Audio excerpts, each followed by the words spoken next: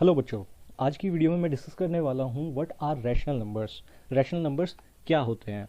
तो आज मैं डिस्कस करूँगा रैशनल नंबर की डेफिनेशन, इसकी नोटेशन, इसके कुछ एग्जांपल्स, और यहाँ पे मैं कंडीशंस भी बताऊँगा कि कब जो है एक नंबर रैशनल नंबर नहीं होगा, और उन नंबर्स का क्या जो नंबर्स रैशनल नहीं है।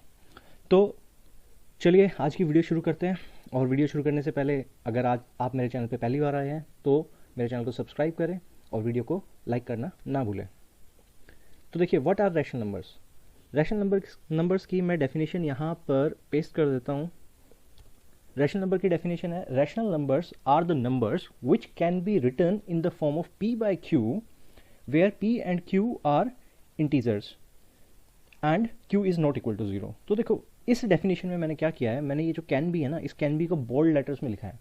इसको बोल्ड लेटर्स में क्यों लिखा है मैंने, क्योंकि ऐसा कोई भी नंबर जो p बाय q की फॉर्म में लिखा जा सकता है वो एक रैशनल नंबर है। लेकिन क्या इसका मतलब ये हो गया कि हर एक नंबर रैशनल नंबर हो जाएगा? देखो, जैसे अगर मैं बात करूं 15 की, तो क्या 15 एक रैशनल नंबर है? जी हाँ, 15 एक रैशनल नंबर है, क्योंकि 15 को हम लिख सकते हैं 15 बाय 1। तो इस तरीके से तो फिर स्टूडेंट्स बोलेंगे कि √3 जो है वो भी एक रैशनल नंबर है, क्योंकि इसको भी लिखा जा सकता है √3 बाय 1।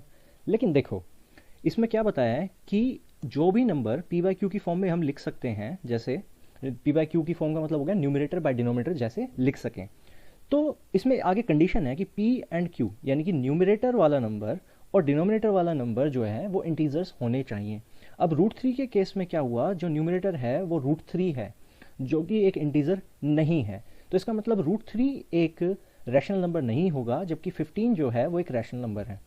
यानी कि अब बात ये सामने निकल के आ रही है कि कोई भी ऐसा नंबर जिसको हम p बाय q की फॉर्म में लिख सकते हैं और उसमें p और q इंटीजर होंगे और साथ में q की जो वैल्यू है, q जो है मतलब डिनोमिनेटर जो है वो 0 नहीं होना चाहिए। अगर ये सारी बातें सेटिस्फाई करता है कोई भी नंबर तो उसको हम बोलते हैं रैशनल नंबर।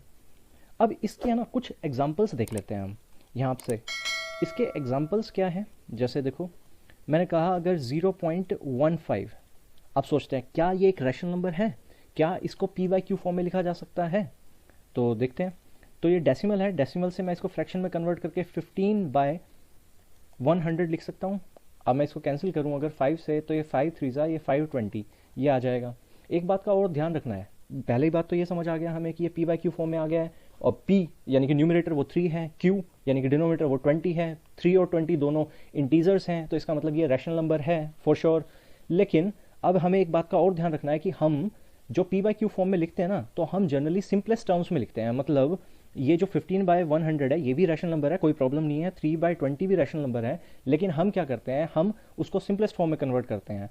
रैशनल नंबर को सिंपलेस्ट फॉर्म में कन्वर्ट करने का मतलब है कि न्यूमरेटर और डिनोमिनेटर जो है ना, इसमें कोई भी कॉमन फैक्टर ना हो। मतलब इसका HCF जो है वो हम कोशिश करते हैं कि उसको HCF 1 बना के लिखें, यानी कि न्यूमरेटर और डिनोमिनेटर को प्राइम हो।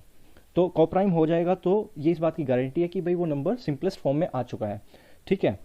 और देखो बच्चों, यहाँ से जैसे कोई दूसरा नंबर ले लेते हैं, मान लो हमने लिया 7। अब वैसे तो देखा जाए एक होल नंबर है, एक इंटीजर है, एक नेचुरल नंबर है, लेकिन इसको क्या कर सकते हैं, क्या इसको हम 7 बाय 1 लिख सकते हैं? ऐसे बिल्कुल लिख सकते हैं, जिसमें कि न्यूमरेटर है 7, p की वैल्यू 7, q की वैल्यू 1, यानी कि ये भी क्या हो गया, एक रैशनल नंबर हो गया। अब बात करते हैं नेगेटिव नंबर्स की, या मिक्स्ड फ्रैक्शंस की बात कर लेते हैं। जैसे मान लो मैंने कहा 2 होल 1 बाय 3। 2 होल 1 बाय 3 क्या बन जाएगा, इसको मिक्स फ्रैक्शन को कन्वर्ट करें, 2 3 6 + 1 7 बाय 3। तो 7 बाय 3 एक रैशनल नंबर है, और क्योंकि 2 होल 1 बाय 3 और 7 बाय 3 दोनों इक्वल हैं, तो हम डायरेक्टली ये भी बोल सकते हैं कि 2 होल 1 बाय 3 यानी कि एक जो मिक्स्ड फ्रैक्शन लिखा हुआ है वो भी अपने आप में एक रैशनल नंबर है। अब बात करते हैं जैसे नेगेटिव नंबर्स की। मान लो मैंने बोला -5 बाय 7, तो जी बिल्कुल ये भी एक रैशनल नंबर है -5 बाय 7। अच्छा, अब आप एक बात बताना कि अगर मैं लिखूँ 10 बाय 7 लिख देता हूँ, चलो इजी बना देते हैं एग्जाम्पल को, 11 बाय 3 कर देता हूँ मैं। अगर मैं 11 बाय 3 को यहाँ से 11 बाय 3 को डिवाइड करके इसको डेसिमल एक्सपेंशन में कन्वर्ट करूँ, तो देखो क्या आएगा, यहाँ से ये आ जाएगा 3.6666। आप देख सकते हो डेसिमल एक्सपेंशन कभी भी खत्म नहीं होगा। अगर आप डिवाइड करके देखना चाहें तो यहाँ से डिवाइड करके भी देख सकते हैं। 11 डिवाइड बाय 3 गिव्स अस 3 और यहाँ से आएगा 9, रिमाइंडर आया 2। अगर डेसिमल लगा के हम 0 उतार लें तो यहाँ से आ जाएगा ये 20, 3 6 18, फिर से रिमाइंडर 2 आ रहा है, रिमाइंडर रिपीट होना शुरू हो गया। तो इसका मतलब क्या है कि अब हमारे क्वोशंट की सारी डिजिट्स रिपीट करेंगी। तो यहाँ से अब एक बात ये समझ आ रही है कि जो नंबर है 3.666 यानी कि जो डेसिमल एक्सपेंशन है ये non terminating but repeating type का है, तो इसमें हम बार डाल के भी लिख सकते हैं। यानी कि हमने क्या लिख दिया, नंबर लिख दिया 3.6 बार। तो अब इंपॉर्टेंट बात ये समझ आ रही है कि 11/3 कैसा नंबर था, 11/3 तो रैशनल नंबर था। तो इसका मतलब बार डाल के जो जिस नंबर में हम लिखेंगे 3.6 बार, वो भी एक रैशनल नंबर होगा। अब बात करते हैं यहाँ से कुछ और नंबर्स की, जैसे मान लो पाए।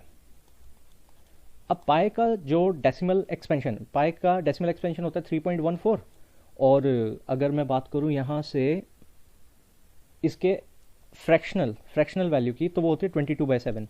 तो देख के हमें ये लग रहा है कि 22/7 जो है वो अपने आप में एक रैशनल नंबर है, बिल्कुल रैशनल नंबर है। 3.14 जो है वो भी एक रैशनल नंबर है।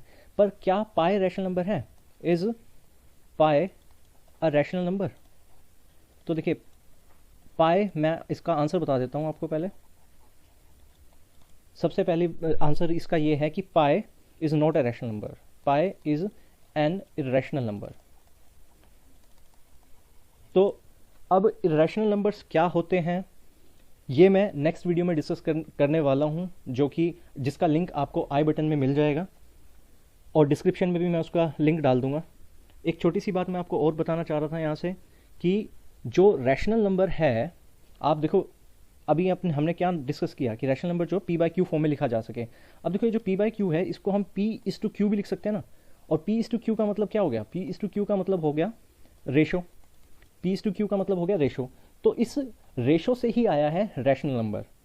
और मैं आपको ये भी बता देता हूँ कि इस रैशनल नंबर को हम सिंबल q से डिनोट करते हैं, कैपिटल Q से, मतलब set of rational numbers is denoted by capital Q।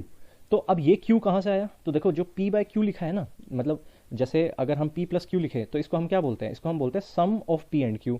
अगर p इंटू q लिखें इसको क्या बोलते हैं, इसको बोलते हैं product of p and q।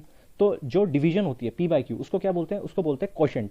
तो उसको बोलते हैं हम क्वोशंट। तो देखिए इस क्वोशंट के q से ही आया कि रैशनल नंबर्स के सेट को हम कैपिटल Q से डिनोट करते हैं।